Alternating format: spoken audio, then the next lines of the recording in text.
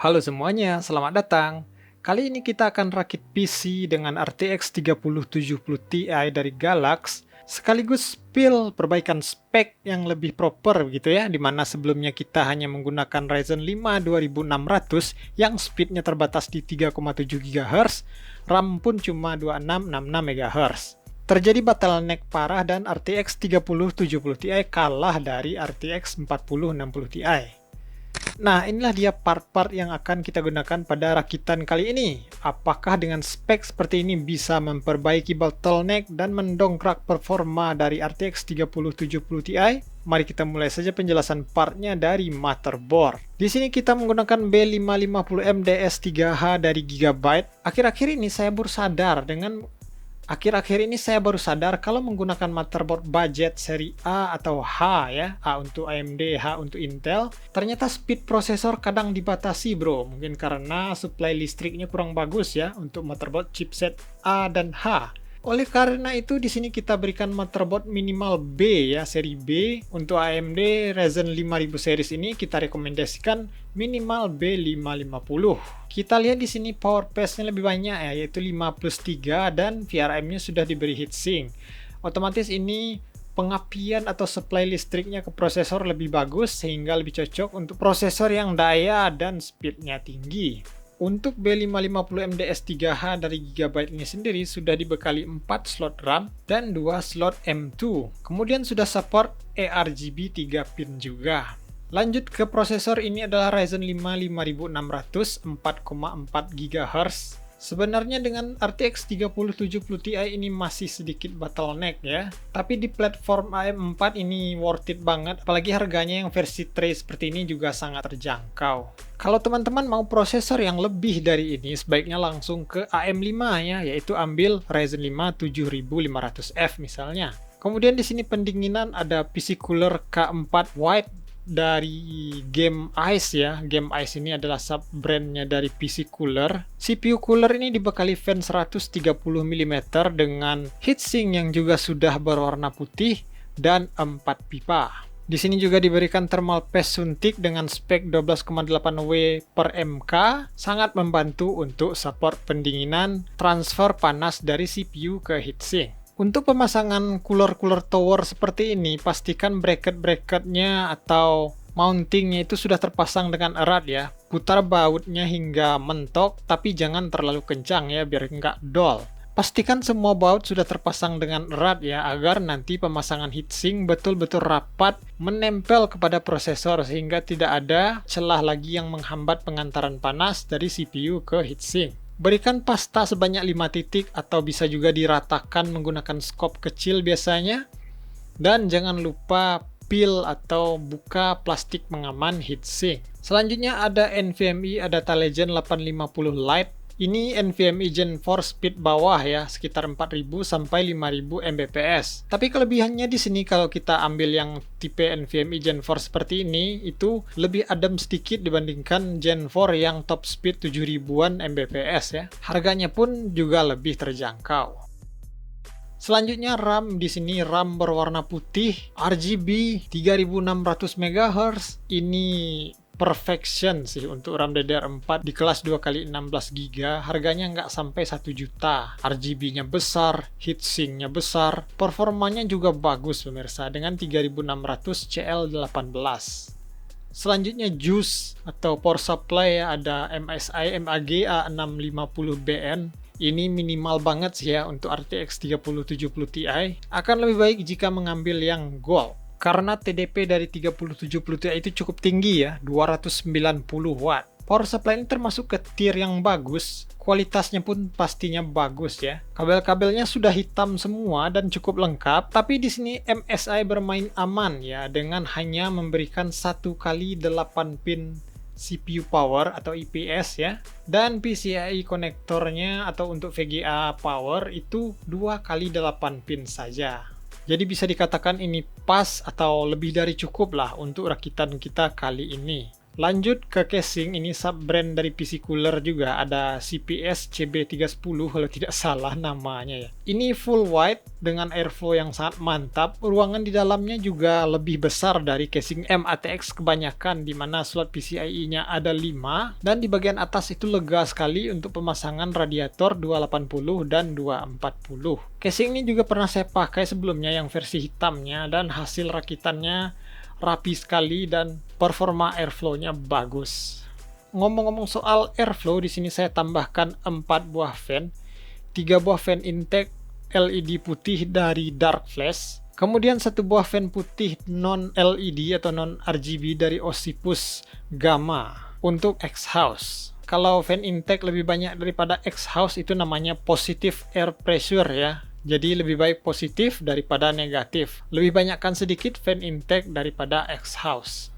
Kita pasangkan saja di sini motherboard yang sudah dipasangi juga beberapa part ya. Kita lihat di sini motherboard ukuran M-ATX full 24 x 24 cm, terlihat begitu muat dengan sempurna di dalam dan masih menyisakan cukup banyak ruang di bawah maupun di atas.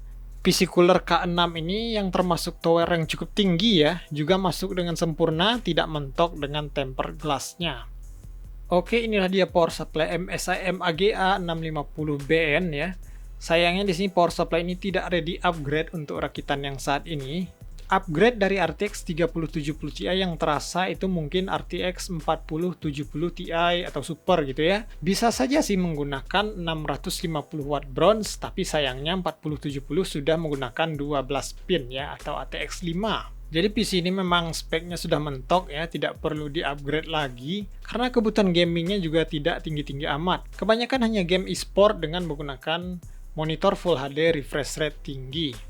Inilah dia VGA yang kita gunakan, yaitu RTX 3070 Ti dari Galax. Ada fan tambahannya di sini. Pemasangannya di casing ini cukup tricky ya, karena VGA ini lumayan panjang, yaitu 32 cm. Di sini 3 fan intake-nya saya pasang di bagian dalam ya, agar bautnya bisa diputar dari arah luar. Ini bertujuan nanti agar fan mudah dilepas maupun dipasang kembali saat pembersihan. Ataupun nanti ingin mengganti fan depan ya, jadi tidak perlu membuka VGA atau CPU cooler untuk melepas fan di depan. Pemasangan VGA-nya pun di sini mentok-mentok ya. Agak susah diklik karena ternyata sebelumnya terhalang oleh USB 3 dari front panel. Jadi di sini USB 3 di depan tidak berfungsi karena tidak bisa dipasang. Portnya di bagian bawah tertutup sebagian oleh VGA kita yang 2,5 slot tebalnya. Inilah tampilannya setelah dirakit black and white tanpa RGB seperti ini, mantap juga ya. Kelihatan bersih sekali, kabel-kabelnya juga bisa ditata dengan rapi, dan dengan VGA yang setebal ini kelihatan build ini sangat padat ya, apalagi ke depannya juga hampir mentok ke fan, benar-benar penuh gitu. Kalau misalnya cooler diganti dengan AIO water cooling di bagian atas, ini juga lain lagi pesonanya ya, di atas lebih penuh dan ada selang-selang water cooling gitu. Baiklah, kita kembali ke game Shadow of the Tomb Raider ya. Game ini paling banyak saya gunakan untuk benchmark karena untuk start gamenya itu cepat ya, dan kita bisa langsung akses fitur benchmarknya. Di sini kita lihat settingan rata kanan 1080p. Terlihat sangat jelas di sini Ryzen 5 2600 membottleneck RTX 3070 Ti ya. Lihatlah perbedaan FPS-nya.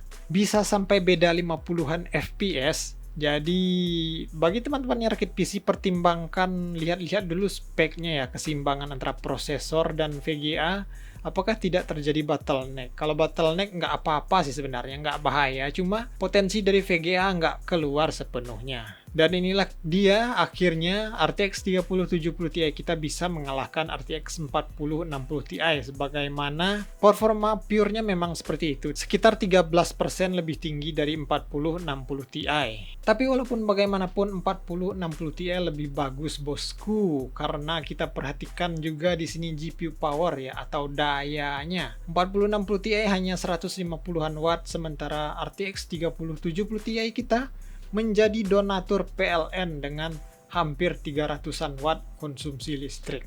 Lanjut ke benchmark Far Cry 5, di sini settingannya juga ultra 1080p. Di sini kita dapatkan FPS yang tumpah-tumpah juga di atas 100 FPS. Lancar jaya tanpa kendala, suhu pun adem-adem ayam ya, 60-an derajat saja, walaupun VGA-nya belum direpasta. Penggunaan CPU sekarang juga jauh lebih rendah dari sebelumnya Ryzen 5 2600, yaitu di 30%-an. Bottleneck tipis tapi tidak mengurangi performa dari RTX 3070 Ti. Selanjutnya ada game AAA lainnya yang cukup berat. Mungkin ini game terberat yang saya miliki di PC saya saat ini. Kita lihat di sini RTX 3070 Ti mulai digoreng di 75 derajat Celcius ya. Walaupun penggunaan VRAM-nya hanya 4 GB saja. CPU power terpantau 290-an watt, FPS di 90 sampai 100-an FPS lancar jaya. Kemudian kita ke game Resident Evil 4 Remake ya. Ini game yang cukup berat juga dengan settingan grafis yang bisa kita push sampai penggunaan VRAM-nya bisa 16 GB mungkin ya. Memang detail sekali untuk settingan grafis game satu ini. Ini diberikan default saja tanpa diacak-acak settingan grafisnya. Didapatkan FPS yang mulus sekali di 100 hingga 150 FPS tergantung lingkungan yang dilalui oleh Leon S. Kennedy ini. Selanjutnya kita cek persuhuan ya. Maksimal dari Ryzen 5 5600 tembus 75 derajat Celcius. Saya sendiri juga lupa apakah dilakukan benchmark atau stress test CPU ya. Kayaknya iya deh, Cinebench R20, namun screenshot hasilnya saya lupa guys. Dan di sini bahkan Ryzen 5 5600 diberikan bonus 43 MHz mungkin ya. Bisa berjalan full speed sesuai dengan speknya tanpa dibatasi oleh spek Mobo yang tidak mumpuni untuk menjalankan prosesor. Kemudian Galaxy RTX 3070 Ti dengan ekstra satu fan belum direpasta, penggunaan sudah hampir 2 tahun, suhu maksimal 76 derajat Celcius, minimal 33, bagus sekali ya, mungkin bisa direpasta 1 tahun lagi, atau secepatnya juga tidak apa-apa ya, karena kalau tidak salah garansinya cuma 2 tahun. Oke saudara-saudara, itulah dia rakitan menggunakan RTX 3070 Ti, walaupun belum menggunakan RAM DDR5, tapi dengan hanya Ryzen 5 5600 kita sudah bisa memaksimalkan atau mengeluarkan performa dari VGA yang mengerikan ini hampir sepenuhnya ya. Oke, sekian saja rakitan kali ini. Mohon maaf kalau banyak kekurangan ya, karena saya juga terbatas waktu dan hardware. Semoga bisa menambah inspirasi dan referensi bagi teman-teman semua yang ingin rakit PC. Jika ada pertanyaan atau tanggapan, kritik, saran, boleh tambahkan juga di kolom komentar. Terima kasih banyak sudah menonton. Kita berjumpa lagi di konten Rakit Merakit selanjutnya.